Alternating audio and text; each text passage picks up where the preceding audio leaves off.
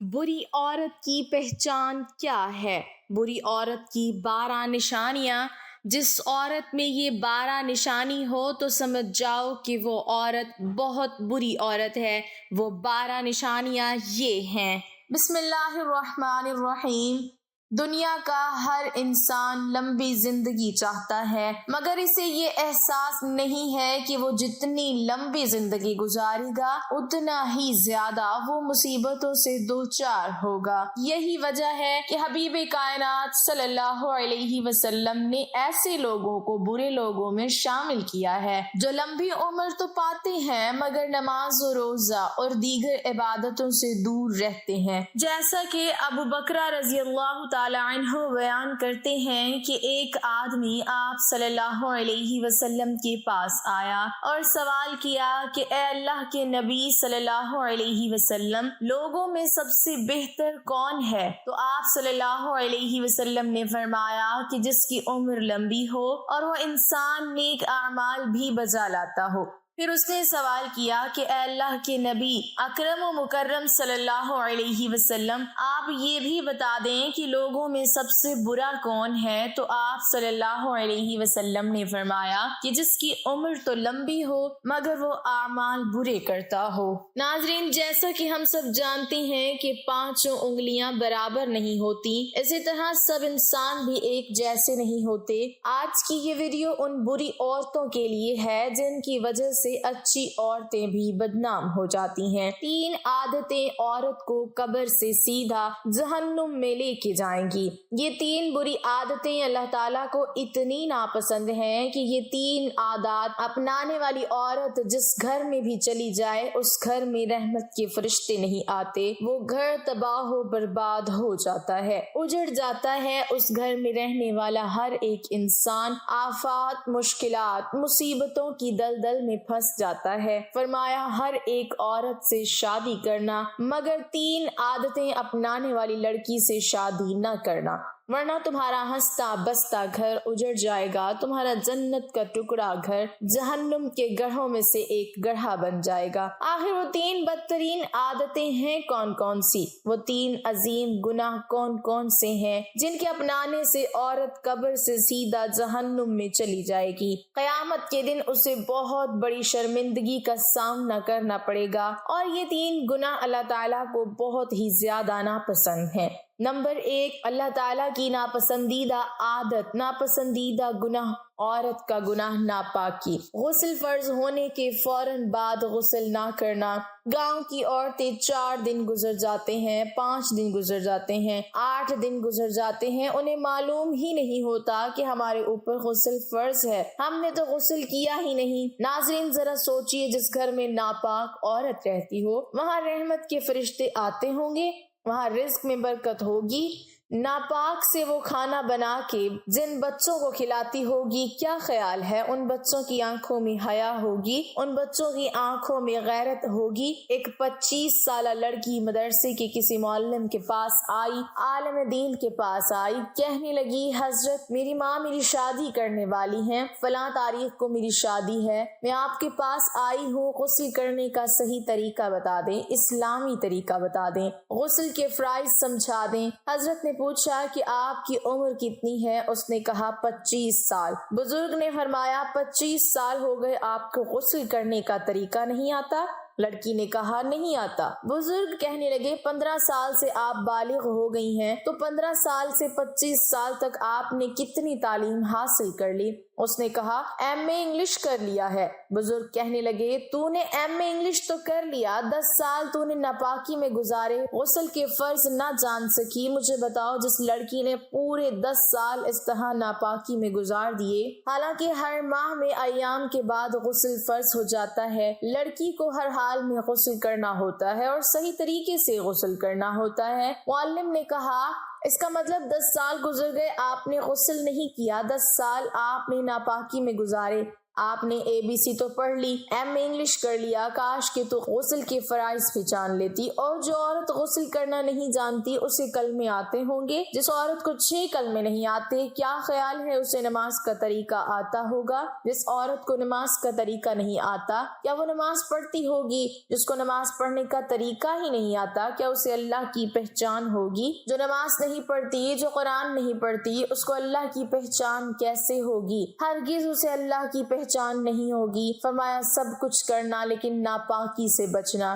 بزرگ نے فرمایا جلدی سے توبہ کرو اور غسل کا طریقہ جان لو، نماز کا طریقہ سیکھ لو، یہ زندگی کے لمحے تیرے لیے غنیمت ہے۔ انہی لمحوں میں خدا کی یاد اور محبت کے دیے اپنے دل میں جلا لے۔ معلوم نہیں پھر فرصت ملے نہ ملے، معلوم نہیں پھر یہ زندگی کے لمحے ملے نہ ملے۔ ناپاکی اللہ تعالیٰ کو بہت ہی زیادہ ناپسند ہے۔ فرمایا ناپاک رہنے والی لڑکی سے کبھی بھول کر بھی شادی نہ کرنا، ورنہ یاد رکھنا برکت سے ہاتھ دھو بیٹھو گے۔ فرمایا دوسرا گناہ، دوسری بری عادت غیبت کرنا۔ جہاں 2-4 عورتیں اکٹھی بیٹھی ہوں وہاں غیبت شروع ہو جاتی ہے۔ کسی نہ کسی عورت کی غیبت ہو رہی ہوتی ہے، بیوی اپنے شوہر کی غیبت کر رہی ہوتی ہے، ساس و سسر کی غیبت کر رہی ہوتی ہے، شوہر کے عزیز و اقارب کی غیبت کر رہی ہوتی ہے۔ کسی بادشاہ نے اعلان کیا کہ آج کی مجلس میں جو بھی سب سے بڑا جھوٹ بولے گا اسے منہ مانگا انعام دیا جائے گا۔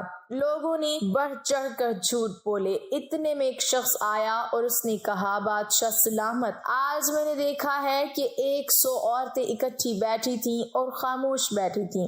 بادشاہ نے کہا اسے منہ مانگا انعام دیا جائے۔ سب سے بڑا جھوٹ تو یہ ہے کہ 100 عورت اکٹھی بیٹھی ہوں اور خاموش بیٹھی ہوں، یہ کیسے ہو سکتا ہے؟ سب سے بڑا جھوٹ تو یہ ہے کہ جہاں 100 عورت بیٹھی ہوں اور وہاں غیبت نہ ہو رہی ہو، وہاں چغلی نہ ہو رہی ہو، چغلی کے ذریعے، غیبت کے ذریعے ایک دوسری عورتوں کو آپس میں نہ لڑایا جا رہا ہو، یہ کیسے ہو سکتا ہے؟ فرمایا غیبت سے بچنا۔ غیبت نیکیوں کو اس طرح کھاتی ہے جس طرح آگ لکڑیاں کھاتی ہے۔ حضرت ابو ہریرہ رضی اللہ تعالی عنہ سے مروی ہے کہ رسول اللہ صلی اللہ علیہ وسلم نے ارشاد فرمایا تم جانتے ہو کہ غیبت کیا ہے؟